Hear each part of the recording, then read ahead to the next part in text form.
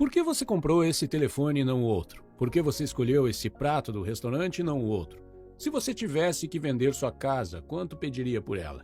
Temos a tendência de pensar que tomamos todas essas decisões de forma racional, mas na maioria das vezes não é o que acontece. Somos altamente irracionais e fáceis de manipular. Neste vídeo, explicarei o porquê resumindo o livro chamado Previsivelmente Racional, escrito por Dan Ariely. Se você é empresário e pretende vender produtos ou serviços, recomendo muito este livro. Ele traz lições valiosas tanto para proprietários de empresas quanto para consumidores. Lição 1. A verdade sobre a relatividade. Ariely explica que todas as coisas são relativas, mesmo quando não deveriam ser, e que a relatividade desempenha um papel essencial no processo de tomada de decisões em nossa vida cotidiana. Por exemplo, olhe para essas duas figuras por um momento. Qual dos dois círculos pretos é maior? Na verdade, os dois círculos têm o mesmo tamanho. A questão é quando está rodeado por círculos maiores, o círculo preto parece menor, e quando está rodeado por círculos menores, parece maior. Essa ideia também é usada por profissionais de marketing ao definir o preço de seus produtos e serviços. O autor usa como exemplo os preços de assinatura da revista The Economist. A promoção apresentava 3 opções de assinatura.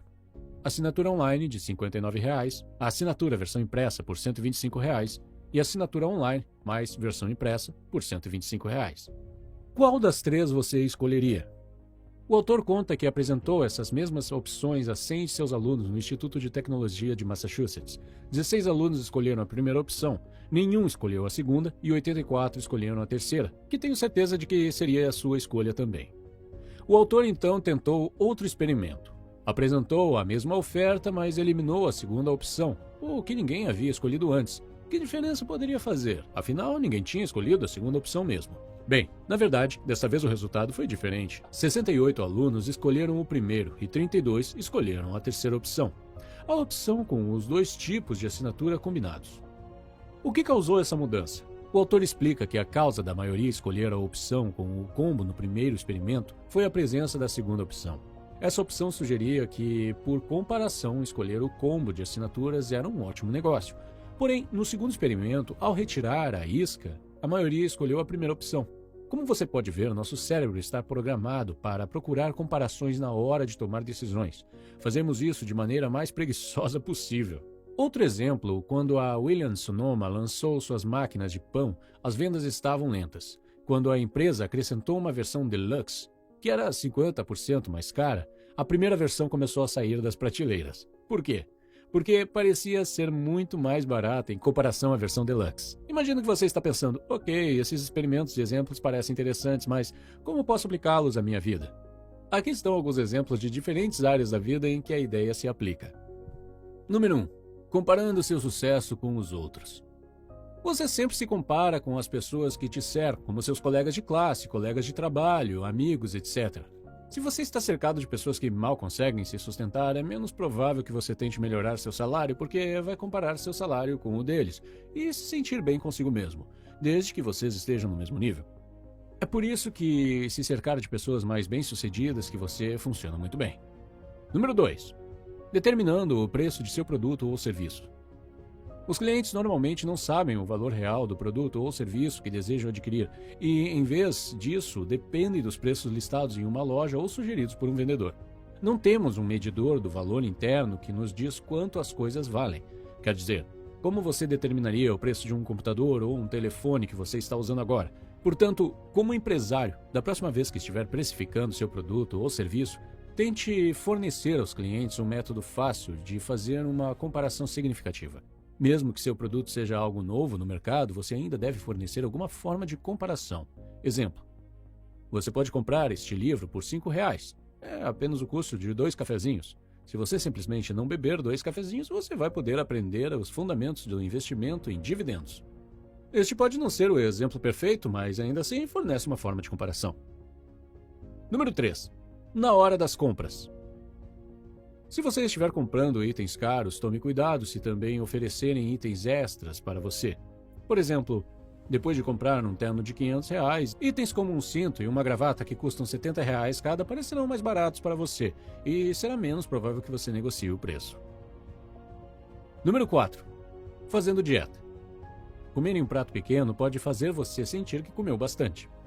Antes de passar para o próximo capítulo, gostaria de falar sobre mais um experimento que é incrível. Para ser sincero, estou um pouco preocupado que esta informação que estou prestes a compartilhar fique disponível gratuitamente, porque é muito poderosa e pode ser muito perigosa nas mãos de pessoas mal intencionadas. Bom, em todos esses experimentos que acabamos de discutir, tivemos que tomar decisões com base em informações visuais. Usamos nosso sentido da visão todos os dias, então somos muito bons em usá-lo. Mas, como você viu, ainda assim não foi difícil manipular você, porque nós humanos tomamos decisões de uma forma que envolve pouco esforço. Agora, e se você tiver que tomar uma decisão sem nenhuma informação visual? Percebe como manipular seria mais fácil ainda? Para que possa compreender melhor, vou falar sobre um outro experimento. Nesse experimento, eles perguntaram a pessoas de muitos países se estariam dispostas a doar seus órgãos depois de morrer. Em alguns países, uma grande quantidade de pessoas disse sim, e em outros países, uma grande quantidade de pessoas disse não. Por exemplo, mais de 98% das pessoas entrevistadas na Áustria disseram sim, enquanto na Alemanha foram apenas 12%. Agora, algumas pessoas diriam que a cultura, a religião ou a política são diferentes em países diferentes, e por isso os resultados são tão divergentes, mas não é o caso aqui. Estamos falando da Alemanha e da Áustria. São países vizinhos que têm culturas muito semelhantes, uma história semelhante, religiões e pessoas semelhantes. Então, o que aconteceu? E por que os resultados da pesquisa são tão diferentes? Bem, acontece que é por causa da forma como a pergunta foi feita no formulário de pesquisa. Na Alemanha, o formulário dizia: marque a caixa abaixo se quiser participar do programa de doação de órgãos. Na Áustria, o formulário dizia: marque a caixa abaixo se você não quiser participar do programa de doação de órgãos. Então, o que foi que aconteceu aqui? Se trata basicamente da mesma questão com a estrutura um pouco diferente. Em ambos os países, a maioria das pessoas não assinalou a opção, mas na Alemanha, quando você não marca, você não participa, enquanto na Áustria, quando você não marca, você participa automaticamente. Em ambos os países, quando as pessoas liam o formulário, não sabiam o que escolher. Afinal, doar ou não seus órgãos é uma decisão difícil de tomar. E quando não sabemos o que escolher, geralmente não mexemos em nada e simplesmente optamos pela opção padrão que nos for oferecida. Isso acontece porque temos receio de confundir ou fazer algo errado, ou simplesmente ficamos paralisados com as escolhas e não conseguimos agir. É por isso que, se o formulário diz que você está automaticamente inscrito em um programa de doação de órgãos, pensamos que eles devem saber o que estão dizendo e achamos melhor não bagunçar as coisas. Agora imagine que sua empresa deseja inscrevê-lo em um programa de aposentadoria que não é do seu interesse, mas é do interesse da empresa. Então, aqui está você no seu primeiro dia da empresa e o formulário diz: você está automaticamente inscrito no plano de aposentadoria para colaboradores. Se você não quiser participar, assinale abaixo. Você está nervoso por ser seu primeiro dia ali e provavelmente não entende bem o que é o plano de aposentadoria para colaboradores. Por causa disso, é muito improvável que você marque a caixa e cancele a sua inscrição. Você simplesmente pensará que esta é provavelmente a melhor opção e que a empresa considerou seus interesses. Mas se eles não consideraram? E se eles se beneficiam de inscrevê-lo no plano de alguma forma? Quando eu disse que temia que essa informação estivesse disponível, foi isso que eu quis dizer. Simplesmente reformulando a questão, eles podem decidir em que direção o dinheiro flui e impactar as decisões de milhões de pessoas. Minha esperança com esse vídeo é ajudá-lo a estar ciente dessas táticas e de nossos pontos fracos. Lição número 2. O custo das normas sociais. De acordo com Dan Ariely, vivemos em dois mundos diferentes, um regido por normas sociais e outro por normas comerciais. Por exemplo, como você reagiria se seu chefe, em vez de pagar seu salário, resolvesse abraçá-lo e simplesmente parabenizá-lo pelo seu trabalho? Tenho certeza de que você não ficaria nada feliz. Se sua sogra te convidasse para um jantar em família, como você acha que ela reagiria se, ao terminar de comer, você oferecesse para pagar R$100 pelo delicioso jantar? Você provavelmente não será muito bem-vindo naquela casa novamente. As normas sociais ditam como lidamos com pedidos, favores e eventos amigáveis. Nessas situações, nada é esperado em troca e o altruísmo desperta em nós. Em contraste, as regras de mercado apresentam um contexto em que tudo é calculado com frieza e cada parte busca seu próprio benefício. Os valores de cada um desses mundos não são ruins por si só. Eles estão corretos desde que estejam no contexto adequado. A introdução de normas de mercado em seus relacionamentos sociais viola as normas sociais e determina os relacionamentos. Cada mundo é capaz de invocar comportamentos totalmente diferentes no mesmo indivíduo. No momento em que o dinheiro entra em jogo, as normas sociais desaparecem. É importante não misturar os contextos. Por exemplo, imagine que eu pergunto se você pode me ajudar a trocar o pneu do meu carro. Você provavelmente faria isso sem problemas. Mas agora imagine que eu pergunto se você pode trocá-lo por R$ 1. Provavelmente você rejeitaria a minha proposta. Talvez você diga, me dê R$ 50, então podemos conversar. R$ 1 é mais do que nenhum. Como é possível que você estivesse disposto a trocar um pneu recebendo R$ 0, mas não o faria por R$ 1? Bem, porque agora eu misturei as duas normas. E como disse, elas não funcionam bem juntas. Tenho visto muitas vezes pessoas cometendo o erro de misturar essas duas normas. Por exemplo, vi um colaborador esforçado se sentir insultado por receber um aumento de R$ 100. Ele disse que teria ficado mais feliz se seu gerente simplesmente lhe agradecesse ou elogiasse na frente de seus colegas, em vez de lhe dar apenas R$ 100 de aumento. Muitos gerentes cometem esse erro. Em vez de mostrar apreciação genuína, eles apenas oferecem o equivalente a R$ 1, como exemplo do pneu. Eles acham que R$ 1 é mais do que zero, então fizeram a coisa certa. Portanto, como empresário ou gerente, se você decidir aplicar a norma econômica, certifique-se de que a pessoa seja paga adequadamente. Se você não puder pagar o suficiente, veja se pode aplicar as normas sociais por enquanto até ter condições. Lição 3. A falácia da oferta e demanda. Por que alguns produtos custam mais do que outros? Porque um café na Starbucks é bem mais caro do que qualquer café em outra cafeteria popular. Muitos de vocês provavelmente atribuem o preço alto aos custos de produção como um uso de ingredientes melhores ou a regra clássica da oferta e demanda. Embora os fatores mencionados influenciem os preços, o autor explica que o preço final que você paga em um determinado momento é algo muito mais complexo e até mesmo irracional. Para explicá-lo, o autor fala sobre algo que se chama coerência arbitrária. Refere-se ao fato de que a primeira decisão que tomamos, embora arbitrária, será a base para futuras decisões que estiverem relacionadas a ela. Por exemplo, se você costuma pagar R$ 3 ou menos por um café todos os dias, é muito difícil começar a pagar R$ 8 em outra cafeteria pelo mesmo tipo de café, porque um café a R$ 3 é o preço que você tem como âncora para decisões futuras.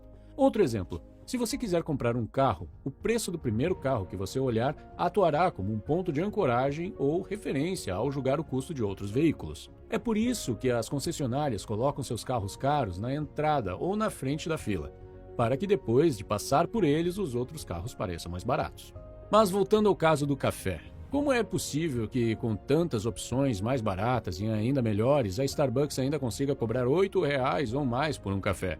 Ariely explica que é possível manipular a âncora ou um preço de referência das pessoas mudando suas experiências. Isso é que a Starbucks fez. Desde o início, eles se concentraram na criação de um conceito de cafeteria de estilo europeu e de aparência refinada, além de uma experiência totalmente diferenciada de outras cafeterias populares. Com isso, eles conseguiram estabelecer um novo referencial na mente dos compradores. Assim, para muitas pessoas, não há como fazer relação entre o que pagariam no Starbucks e o que pagariam no café da esquina. Agora, vamos ver como você pode usar esse conhecimento na vida real. Por exemplo, imagine que você está entrando em uma nova empresa e descobre que a pessoa que fazia seu trabalho antes era um dos melhores colaboradores da empresa. Percebe como seu trabalho vai ser difícil? Aquele cara deixou as expectativas muito altas e seu desempenho será comparado ao dele.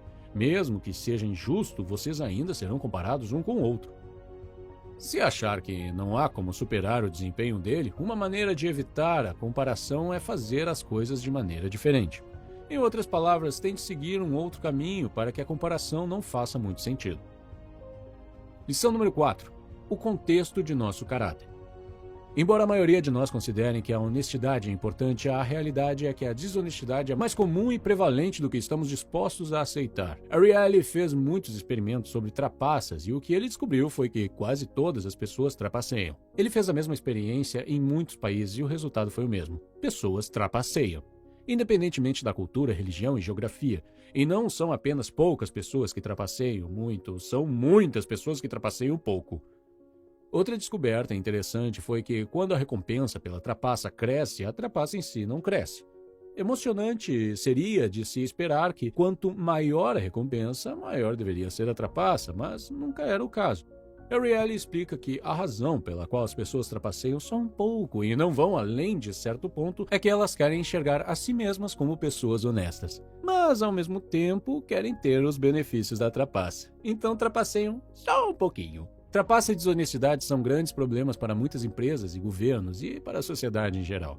Por exemplo, estima-se que a indústria do vestuário perde bilhões de dólares todos os anos por causa da desonestidade.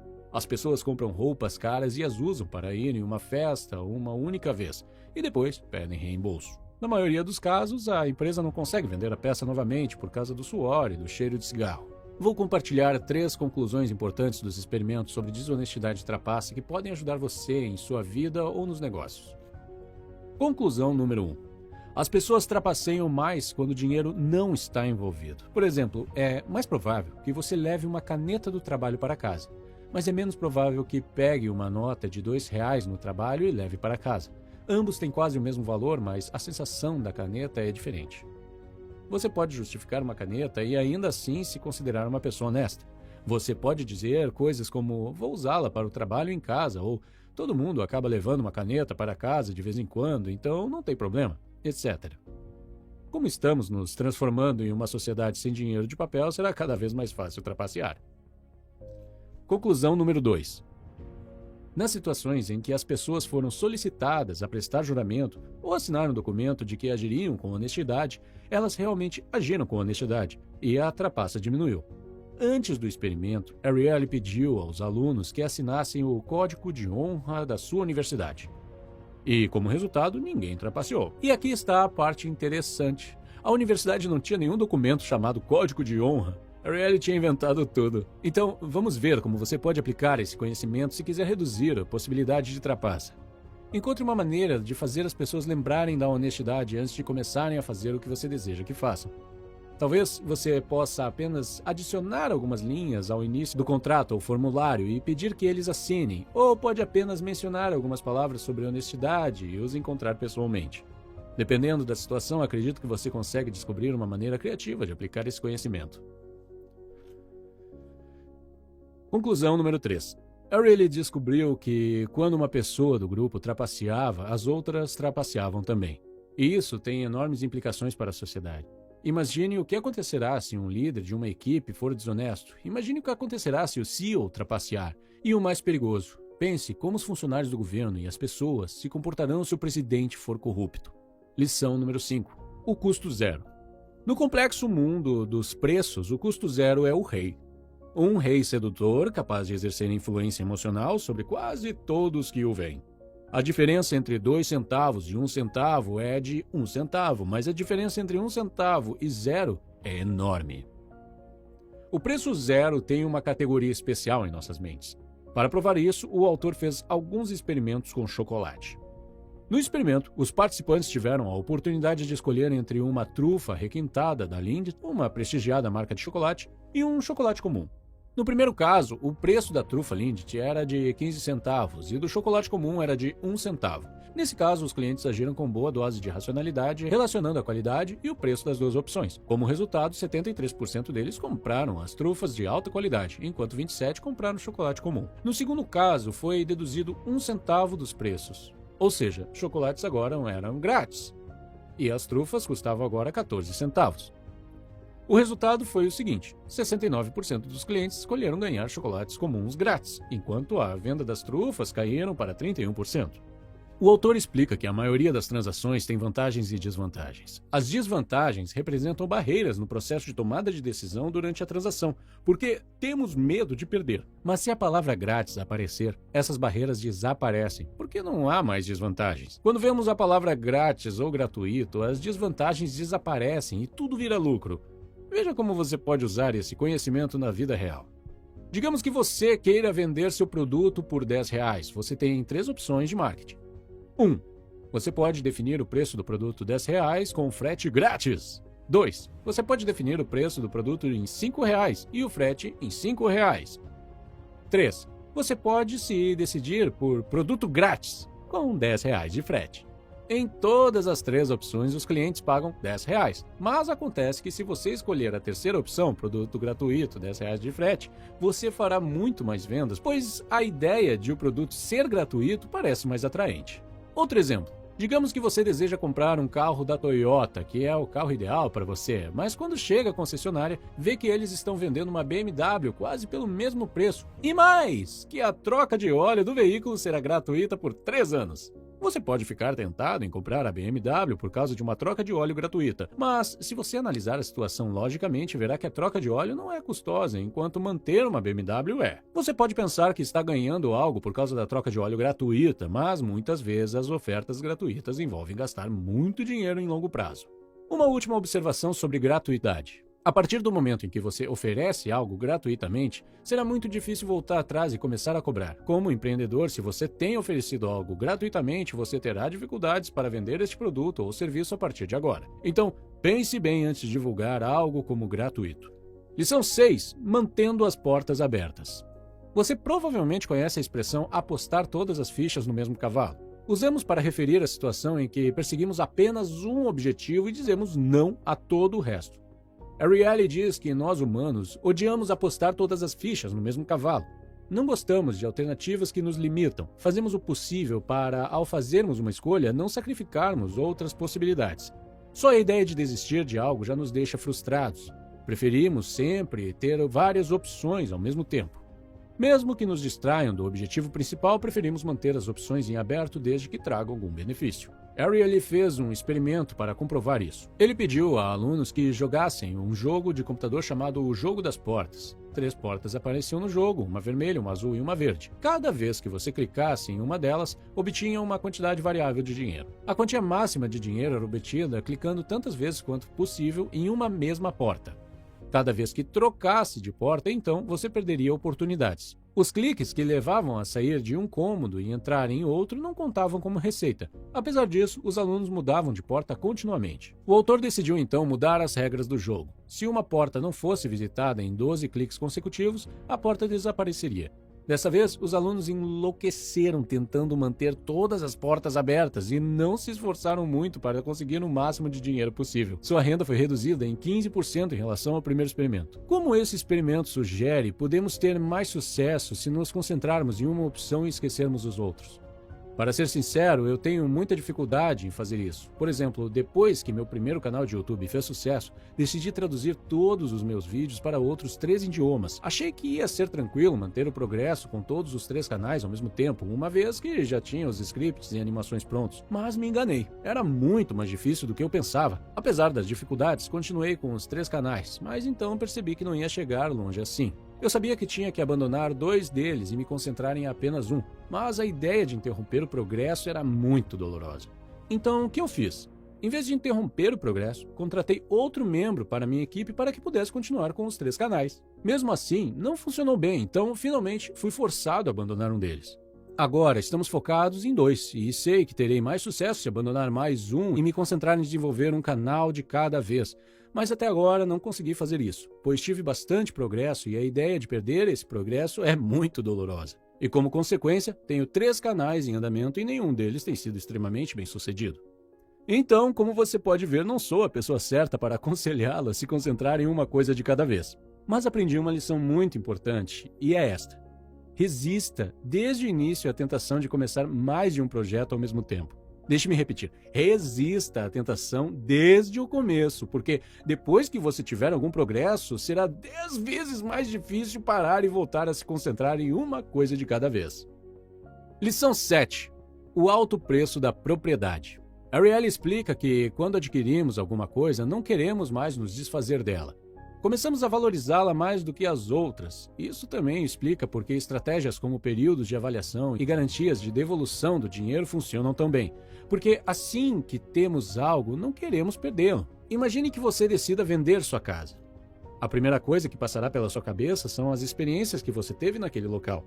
Essas memórias vão influenciar a definição do valor que você pedirá pela casa. Um segundo aspecto sobre propriedade que nos influencia é que prestamos mais atenção àquilo que podemos perder do que o que podemos ganhar. Consequentemente, antes de definir um preço para nossa casa repleta de boas lembranças, pensamos mais sobre aquilo que estamos perdendo do que sobre o que podemos fazer com o dinheiro da venda.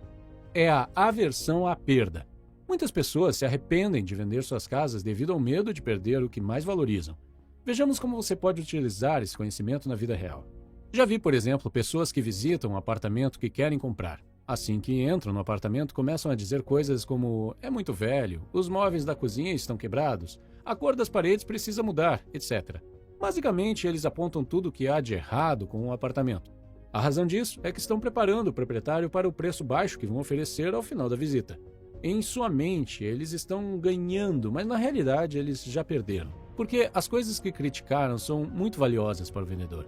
Cada uma delas traz uma lembrança. Para você pode ser apenas uma prateleira velha que precisa ser jogada fora, mas para o vendedor é uma prateleira que ele instalou com seu pai que faleceu há poucos meses.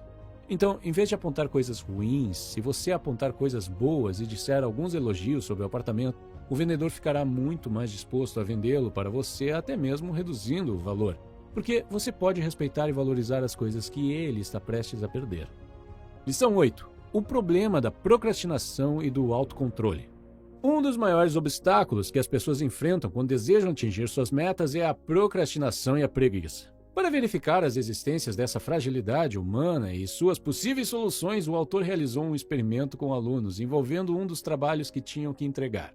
A primeira turma teve a oportunidade de escolher prazos para a conclusão do trabalho ao longo do semestre, levando em consideração que cada dia de atraso baixaria a nota e a possibilidade de entregá-lo mais cedo não traria nenhuma vantagem. A segunda turma foi autorizada a entregar o trabalho até o último dia do semestre e a terceira turma teve prazos rígidos estipulados pelos professores. Por fim, foram comparados os resultados das três turmas, mostrando que a opção mais eficaz foi a terceira e a pior foi a segunda.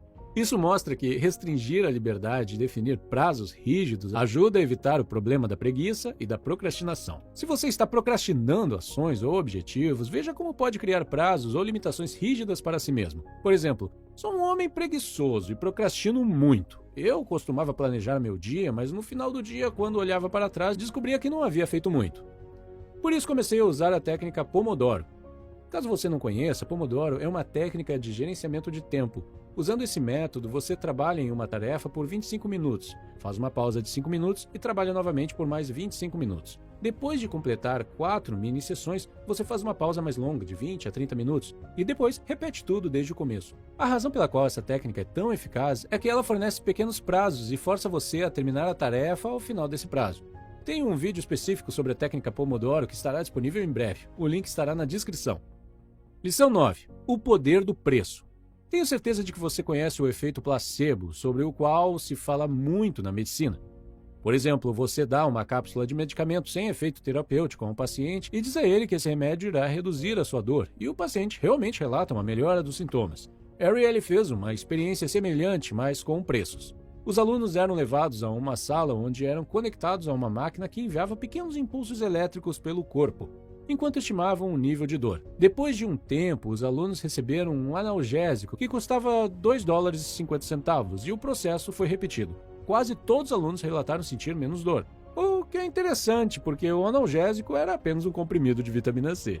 Ariely então repetiu o procedimento com uma pequena mudança. Ele disse aos alunos que o comprimido custava 10 centavos. Desta vez, os alunos relataram menos alívio da dor. Mesmo sendo a mesma pílula, os alunos relataram mais alívio da dor quando o preço era mais alto e menos alívio quando a pílula custava menos. Há um ditado famoso: você recebe o que paga. Esse ditado é verdadeiro porque, na verdade, esperamos obter mais valor de um produto caro e menos valor de um barato. Essa expectativa é um fator muito importante. Se você comer uma refeição de um prato chique, sentirá que é mais saborosa do que o que você come num prato normal, embora seja a mesma refeição. Portanto, quando estiver fazendo compras, esteja sempre ciente dos efeitos dos preços sobre você. Esteja você ciente disso ou não, eles influenciarão sua decisão. Se você gostou do vídeo e gostaria de saber mais sobre esse assunto, eu recomendo conferir o vídeo que está vendo na tela agora. É sobre um livro chamado Pensando Rápido e Devagar. Obrigado por assistir e tenha um ótimo dia!